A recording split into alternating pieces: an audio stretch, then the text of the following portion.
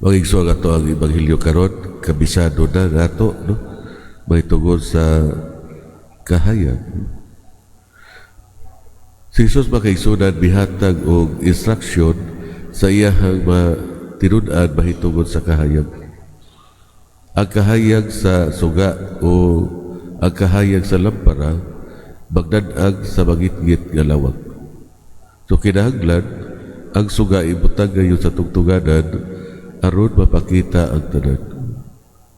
So dili ato ang kalibutan karon nga ada daghan ang fake news, ada daghan ang naulipod sa mga communication gadget, no? O dili information technology. Kumusta mahal ang atua usab nga pakiguban, no? Pag-counter, no?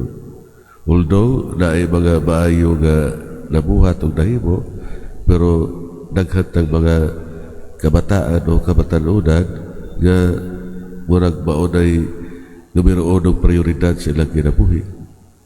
So mga igsuon ang kahayag nga gusto nato nga makita musadag gadto sa uban ug musadag usab diha kanato. Sa panahon nga ato ang madungog ang pulong sa Dios, kita ang manubag una sa tanan. Mga igsuon pangitaon nato kanunay ang giya sa Ginoo kung saon nato pagbutang sa suga sa butanganan o tungtunganan aron makadasig o makaibita kita og mga tawo nga mosulod og dili mahadlok. Sa panahon nga madungagan ang kahamtong sa atong pagtuo, dungagan usab sa Ginoo ang paghatag kanato og pagtuo. Kung dili kita padayon nga mutubo o buhabtog sa pagpaminaw sa Ginoo, ang pagtuo nga naa kita mawala. Ang pagpabili diha sa kahayag sa Ginoo, gikinahanglan ang ato ang mapadayunong pagpaningkamot.